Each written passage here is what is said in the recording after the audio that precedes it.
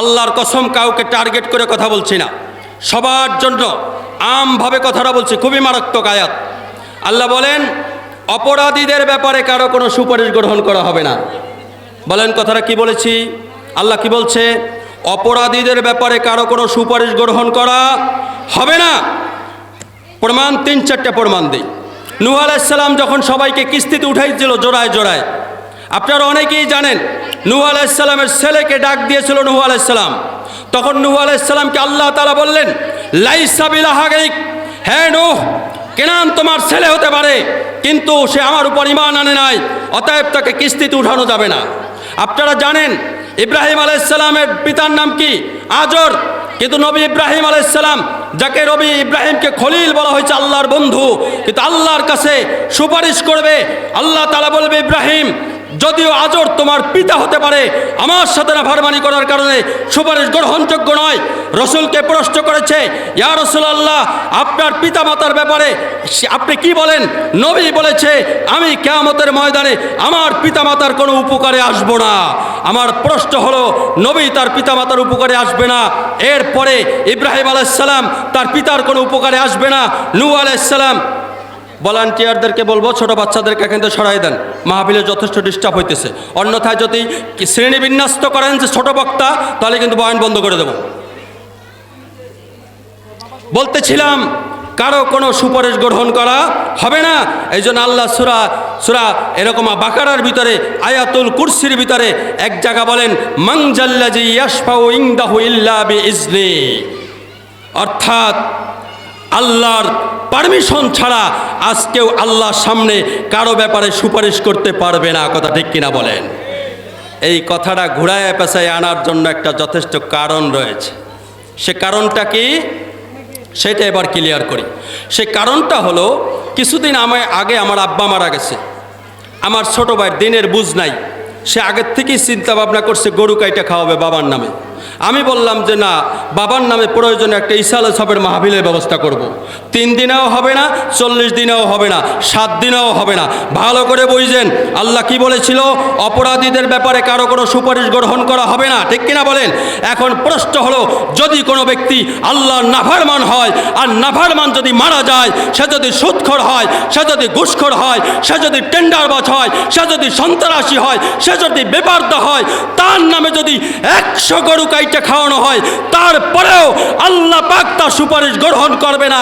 শুধু তাই নয়, শুধু একজন আলেম না, 1000 আলেম না, তাম দুনিয়ার সমস্ত আলেম দিয়েও যদি তার ব্যাপারে সুপারিশ করানো হয়, কাজ হবে না, কাজ হবে না, কাজ হবে না। ঠিক কিনা বলেন? ফাইজলামি শুরু করছেন না? হ্যাঁ, মনে করছে যে ফাইজলামি শুরু করছেন না? আজকের থেকে প্রায় 20 বছর আগে একটা তাবলিগের বয়ানে একটা কথা শুনছিলাম। সেটা কি?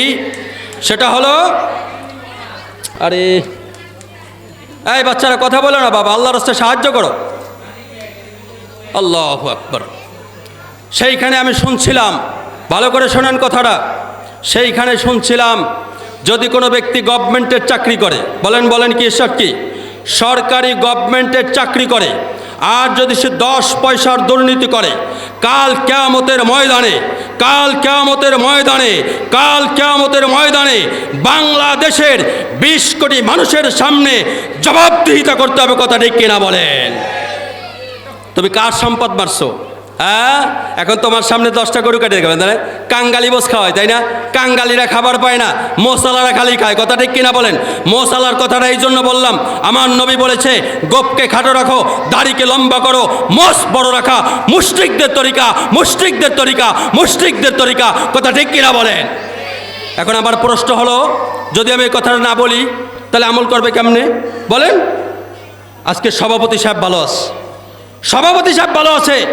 এই জাতীয় কথা বলতে গেলে আমাদের মাইক সরাই দিত। কথা ঠিক কিনা বলেন? তুমি মাইক সরাই দেবা কেন? চুপচাপ কথা শোনো, বোঝো প্রেসক্রিপশন হইতেছে, এই প্রেসক্রিপশন অনুযায়ী আমল করো, আশা করা যায় জান্নাতের মেহমান হয়ে যাবা।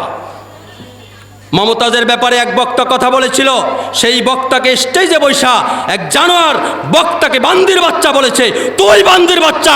কথা ঠিক কিনা বলেন? বিএনপিকে শিক্ষা নেওয়ার আছে। যদি বিগত আমলে যে ঘটনা ঘটেছে সেই ঘটনা যদি এখনো আলেমদের সাথে ঘটানো হয় তাহলে আপনাদেরও এই পরিণত হবে, কথা ঠিক কিনা বলেন? আজ বাংলাদেশের এই যে দুরবস্থা সৃষ্টি হয়েছে একমাত্র কারণ আলেমদের কোনো মূল্যায়ন করতো না, অবমূল্যায়ন করতো, ডাস্টবিনে ফেলে দিত, কথা ঠিক কিনা বলেন? পরিমণিদের মূল্যায়ন ছিল, নাস্তিক মোর্তাদের মূল্যায়ন ছিল, মামুনুল হকের মূল্যায়ন ছিল না। চিল্লায় বলো, কথা ঠিক কিনা বলো? একটা স্লোগান দেন, নারায়ে তাকবীর। অপরাধীদের ব্যাপারে কোনো সুপারিশ গ্রহণ করা হবে? তাহলে গরু কাটে খাওয়াইলে কামইবে? হুজুর আইনে দোয়া করলে কামইবে?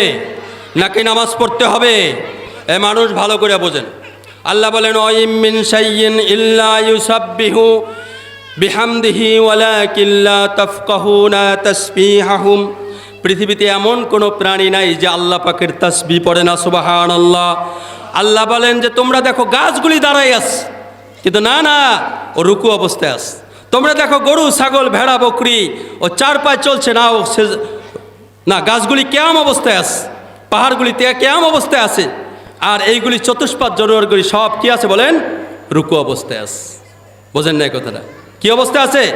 রুকু অবস্থায় আছে। আর সাপ, বিচ্ছু, আগায়রা সব সেজদারত অবস্থায় আছে।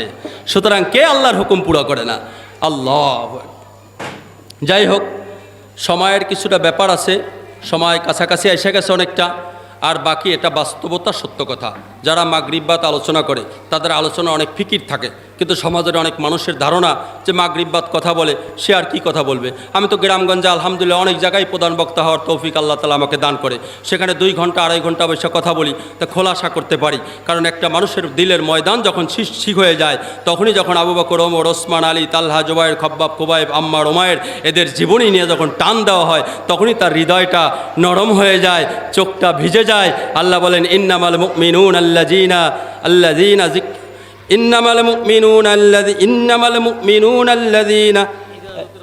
ইযা যুকিরাল্লাহু ওয়াজিলাত কুলুবুহুম ওয়া ইযা তুলিয়াত আলাইহিম আয়াতুহু জাদাতুহুম ঈমানাও ওয়া আলা রাব্বিহিম ইয়াতাওয়াক্কালুন। আল্লাহ পাক বলেন, মুমিন যারা যখন তারা কোরআন হাদিসের কথা শুনবে তাদের দিলটা নরম হয়ে যাবে, চোখ থেকে পানি আসা শুরু হয়ে যাবে। আর কি ভাই বলেন? আল্লাহ পাকের জিকির অর্থাৎ আল্লাহ পাকের স্মরণ তার ভিতর বেশি হয়ে যাবে। সুবহানাল্লাহ বলেন। সুবহানাল্লাহ বলেন না কেন? কেন বলেন না জানেন? লাভ জানা নাই। হাদিস শরীফের ভিতরে আসছে, যদি কোনো ব্যক্তি একই এখলাসের সাথে একবার সুবহানাল্লাহ বলে, আসমান এবং জমিন বরাবর নেকি দিয়ে আল্লাহ তার আমলনামায় জমা করে দেয়। এই জন্য আল্লাহ পাক বলেন, আলা বিযিক্রিল্লাহি তাতমাইন্নুল কুলুব। আল্লাহ পাক বলেন, দুনিয়ার মানুষ শান্তি কোথায় খোঁজো? শান্তি আমি আল্লাহর স্মরণের ভিতরে, শান্তি আমি আল্লাহর জিকিরের ভিতরে।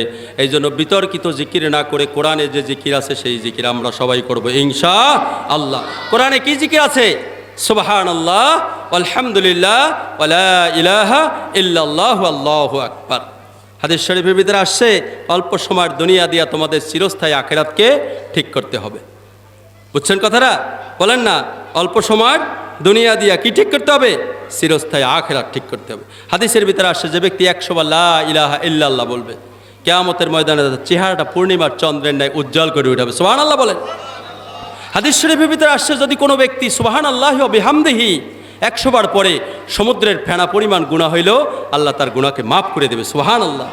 হাদিস শরীফের ভিতরে আসছে, যে ব্যক্তি লা ইলাহা ইল্লাল্লাহু ওয়াহদাহু লা শারীকা লাহু লাহুল মুলকু ওয়া লাহুল হামদ ওয়া হুয়া আলা কুল্লি শাইইন কদির 100 বার পরে 10 জন গোলাম আজাদ করা সব পেয়ে যাবে, 100 গুনাহ মাফ হয়ে যাবে, 100 নেকি হয়ে যাবে, এবং আল্লাহ পাক রব্বুল আলামিন নিজ কুদরতে শয়তানের সমস্ত চক্রান্ততে তাকে হেফাজত করবে।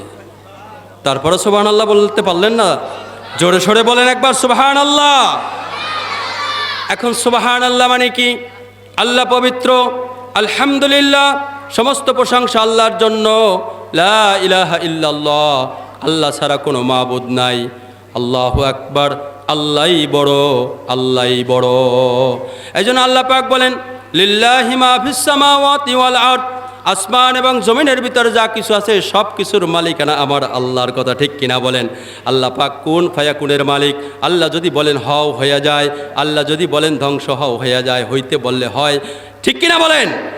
আজকে আমাদের সমাজে অনেকেই পরাশক্তির কথা বলে, আমেরিকা পরাশক্তি, উত্তর কোরিয়া পরাশক্তি বলে না অনেকে।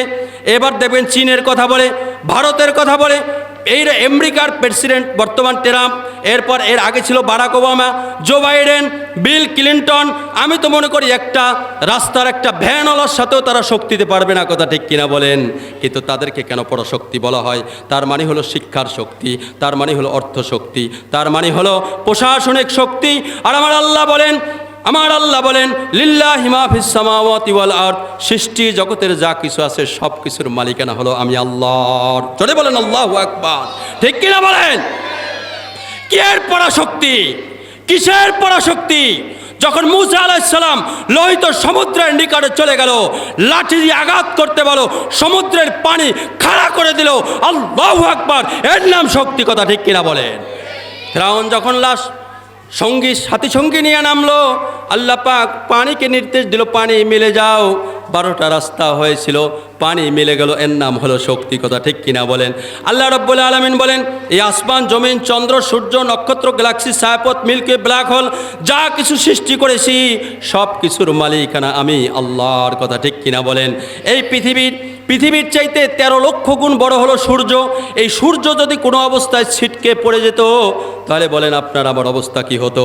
আল্লাহ রাব্বুল আলামিন বলেন এই চন্দ্র তো পাশের একটা উপগ্রহ, এরপরে আমি তারকারাজি সৃষ্টি করেছি।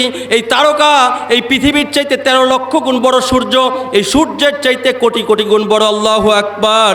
এরপরে আল্লাহ পাক বলেন আমি এমন একটা ব্ল্যাক হোল সৃষ্টি করে রেখেছি, এই ব্ল্যাক হোলের ভিতরে যা কিছু যাবে ওই রেঞ্জের ভিতরে সব কিছুকে হজম করে দিতে পারে। আল্লাহু আকবার। আল্লাহ পাক বলেন ওয়াল্লাযী বা'আসা ফিল উম্মিয়িনা রাসূলাম মিনহুম ইয়াতলু আলাইহিম আয়াতিহি ওয়া ইউযাক্কিহিম ওয়া ইউআল্লিমুহুমুল কিতাবা ওয়াল হিকমা। আল্লাহ পাক বলেন বিশেষ বিশেষ জিনিসের উপরে আল্লাহ খোঁটা দিয়েছে। বলো আমি কি তোমাদের জন্য একজন নবী পাঠাই নাই? আল্লাহ বলেন বলো তোমাকে আমি কি দুইটা ঠোঁট দেই নাই? আল্লাহ বলেন বলো তোমাকে আমি একটা জিহ্বা দিয়েছি কিনা? বলো আমি তোমাকে কথা বলার শক্তি দিয়েছি কিনা? বলেন এগুলা কে দান করছে? বলেন কে দান করছে? অর্থাৎ একটা বাড়ির কেয়ারটেকার যেমন মনিব তার কাছ থেকে সব কিছু বুঝে নেয়, অর্থাৎ কোনো কিছুর কমি হলো কেয়ারটেকারকে ধরে, কথা ঠিক কিনা বলেন?